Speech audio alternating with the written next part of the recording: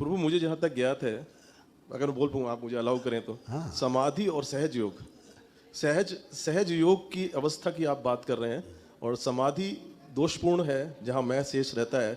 जहाँ तक मैं हूँ तो वहाँ तक समाधि है, और जब मैं नहीं हूँ तो सहज योग है। तो ये इसी की आप मेरे ख्याल से समाधि में मैं भी गिर जाता है, नहीं रहता है। समाधि में नहीं रहता, नहीं रहता, न समा- न कुछ नहीं रहता। समाधि फिर कौन करता है? वही तो कह रहे हैं। समाधिस्थ कौन हुआ? वो रह गया। हाँ बिल्कुल। अभी क्या है, जैसे मन है, 5 चीजें हैं जीवन में: आत्मा, बुद्धि, चित्त, वृत्ति और मन। अभी आपसे कहा जाए ध्यान करिए, सपोज आप ध्यान करते हो, अचानक आप बैठे बैठे नाना के यहाँ, मामा के यहाँ, या बम्बई या अमेरिका कहीं पहुँच गए पुरानी जगह पे। फिर आप कहते तो अरे यार ये कहाँ आ गए, फिर ध्यान की तरफ, नहीं यहीं पे रहना है, वर्तमान में करते हैं ना। ये कौन देखता कि आप वहाँ चले गए, जबकि आत्मा तो एक ही है। तो ये कौन देख रहा है ध्यान में? वो है ना। एक्चुअली मैं बोल रहा हूँ, जो सुन रहा है, जो बोल रहा है, जो वार्ता कर रहा है, वो एक ही है। और जो दर्शन कर रहा है, जो उस अवस्था में होता है, श्रीमद् भगवत गीता में लिखा है, प्रभु उन्होंने, अर्जुन ने पूछा था कि वो प्रभु मेरा मन बार बार भटकता है, दौड़ता है, वो अपने को एकाग्र नहीं कर पाता। तो उन्होंने 2 उपाय बताए थे कि तू यही मैं अभ्यास और ध्यान, अभ्यास और वैराग्य, यही मैं कहना चाह रहा हूँ। अभ्यास और वैराग्य 2 साधन बताए। नहीं, यही मैं कहना चाह रहा हूँ कि जब अर्जुन ये बात कह रहे हैं कि मेरा मन बार बार भागता है, ये कौन देख रहा मन भाग रहा है? ये मन तो एक ही है। जी हाँ।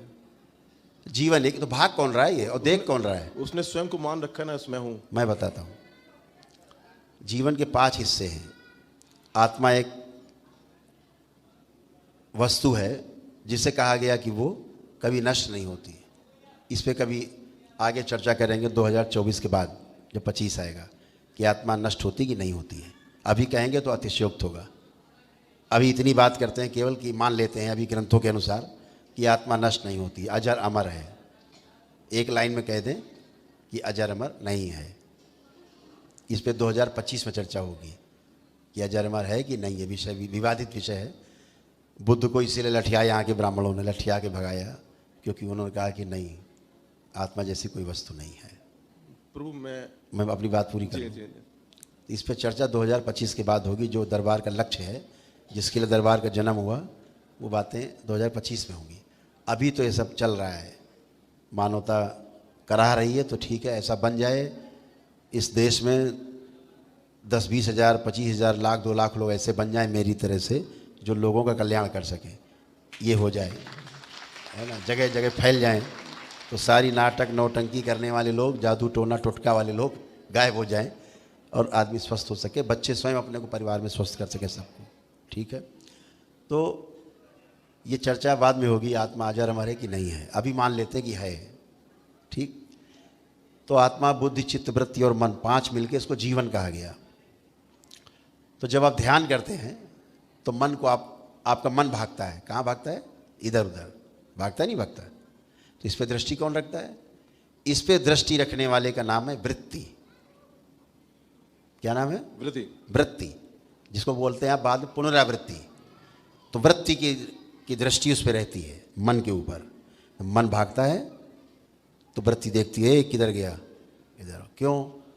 उसके अंदर विश्लेषण और तुलन की शक्ति है, तुलनात्मक अध्ययन करने की शक्ति है वृत्ति में। सापेक्ष है।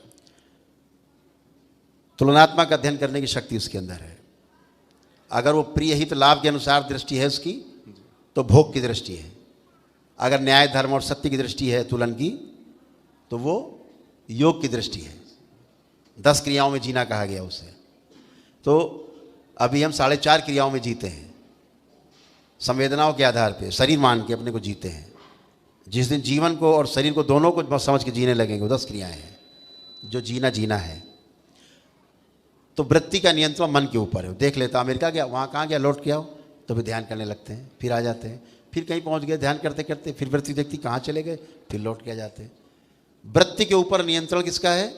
तो चित्त का है, चित्त का नियंत्रण है। ठीक, चित्त के ऊपर नियंत्रण बुद्धि का है, बुद्धि के ऊपर नियंत्रण आत्मा का है। ऐसे सृष्टि में साइकिल बना हुआ है। तो बहुत चर्चा करना चाहते हैं, आगे करेंगे। अभी तो श्रीमद् भगवत गीता के दूसरे अध्याय में भी जो आत्मा का वर्णन लिखा है वो सब परमात्मा का है, उसमें अटल भी कहा है और अजन्मा है, उसको भी अजन्मा कहा है आत्मा को। खैर प्रभु मैं आपको गीता में भगवान श्री कृष्ण ने एक बात बहुत स्पष्ट कर दी है। वो साफ साफ कह रहे हैं मैं शरीर नहीं, मैं आत्मा हूँ। क्षेत्रज्ञ और ज्ञान 3 शब्द कहे हैं 13वें अध्याय। मैं शरीर नहीं, मैं आत्मा हूँ, सीधी बात, एक लाइन की बात है जी, उनकी। जी, जी। और उसके बाद भी हम उनकी भगवान पकड़ के टांग पकड़ लेते हैं उनकी, श्री कृष्ण की। वो कह रहे हैं मैं शरीर नहीं, मैं आत्मा हूँ। बस ये कॉन्सेप्ट है, इसी में सवार हो जाइए और पार हो जाइए। बिल्कुल सही कहा प्रभु आपने। और दुर्भाग्य ये बाकी इसी का विस्तार है गीता। दुर्भाग्य ये है कि बड़े बड़े जो कई देशों में अपने अपने संस्थान चला रहे हैं, अगर उनकी श्रीमद् भगवत गीता की व्याख्या को सुनेंगे तो वो साकार रूप में पूजन के लिए कहते हैं 18वें अध्याय में, मन मना मत भक्तो मगाजी मामो नमस्कुर मामे वैश्यम सत्यम ते प्रति जाने प्रियोसी में। वो कहते हैं साकार रूप में बंसीधारी मुरलीधारी के शरण में आ जा, मैं तुझे उससे मुक्त कर दूंगा। तो वो भी साकार की वर्णन किया उन्होंने, निराकार तत्व का वर्णन भी नहीं किया है। आपको कोटि कोटि प्रणाम प्रभु, आपने मेरी। भगवान श्री कृष्ण से अंतिम में अर्जुन पूछते हैं कि हे प्रभु, मैं कैसे ज्ञान को उपलब्ध होऊंगा, मैं कैसे सब समझूंगा चीजों। तो भगवान श्री कृष्ण ने कहा कि हे अर्जुन, जितना तूने आज तक सुना है, जितना अध्ययन किया है, गुरु मुख से सुना है, सब समझा जाना है, सब भूल जा। वर्तमान में रहे, सब भूल जा और छोटा बच्चा बन जा, जहां से जानना शुरू किया था, और मेरी शरण में आ, ज्ञान को उपलब्ध हो जाएगा। मैं प्रभु आपका एक वीडियो देख के जिसमें सबसे ज्यादा प्रभावित हुआ था, जिसमें आपने कहा वर्तमान में ही रहे, वर्तमान में ही करने का साधन आपने दिया था। उससे मैं चमत्कार को, मैं चमत्कार, यही चमत्कार है, क्योंकि कोई किसी को स्थिर भी कर सकता है, यही स्थिर होना होता है, यही तुरी अवस्था होती है, कोई किसी को स्थिर कर सकता है। मैं इसलिए आपको कोटि कोटि प्रणाम करता हूँ। अब जैसे ये दरबार है, जी है, जैसे अभी आपका अपने भूतकाल दरबार ने पीछे का भूतकाल आपका विजुलाइजेशन बंद कर रखा है। जैसे आप भूतकाल के बारे में देखें, कुछ विजुलाइज करें, आपको नहीं दिखेगा। आप करके देखिए, नहीं प्रभु, नहीं दिखेगा। मैं देखना भी नहीं चाहता। अभी जैसे मैं आपका भविष्य दरबार बंद कर दे, है ना, जैसे भविष्य का द्वार बंद किया जाए सभी का, पीछे तक सभी लोगों का बैलेंस। आँख खोलिए, अब आँख बंद करके देखिए, भविष्य के बारे में देखिए, कुछ दिखता है? कुछ कल्पना करिए, भविष्य के बारे में विजुलाइज करिए, चिंतन करूँ, चिंता करूँ, भविष्य के कुछ भी विजुलाइज करिए, कुछ नहीं दिखेगा। तो अब आप भविष्य के विजुलाइजेशन से भी बाहर आ गए, भूतकाल से भी पीछे हट गए, भविष्य से भी हट गए, अब वर्तमान में है आप।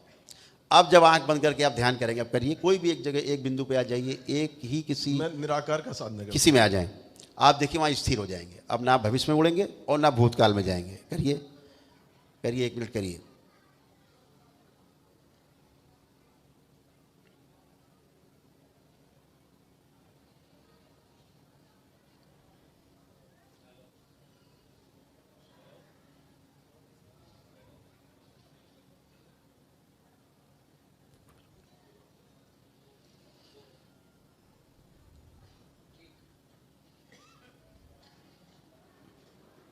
इनका गणेश द्वार खोल दिया जाए, बैलेंस। कहीं गए नहीं, ना भविष्य में कहीं गए, निर्विचार, निरिच्छा, निरसंकल्प अवस्था में मैं था। ठीक है, ना भूतकाल में गए। यही पूर्ण गुरु पहले करते थे। ये बाबा की शक्ति है, ये भोलेनाथ की शक्ति है जो हम कर आपके पास पाते हैं। ये सामर्थ्य है कि साहब आप वर्तमान में किसी को ठहरा दें और वो ठहर जाए। ये बहुत बड़ी बात है और मैं समझता हूँ ये परम लक्ष्य है इंसान का, कि तुरीय अवस्था में पहुंच जाए, वर्तमान में जीवन रहे, क्योंकि वही वर्तमान ही वर्तमान है, सर्वत्र में वर्तमान है परमात्मा, तो उसी में आप स्थिर कर देते हैं। बहुत बड़ी बात है, मैं आपको कोटि कोटि प्रणाम करता हूँ। पर वो मुझे केवल दो बातें कहनी थी, अगर मुझे आप। अब ये जो आपको हुआ जी है कि वर्तमान में रह गए, अब भूत भविष्य दोनों हट गए, वर्तमान में रहना ही ध्यान है।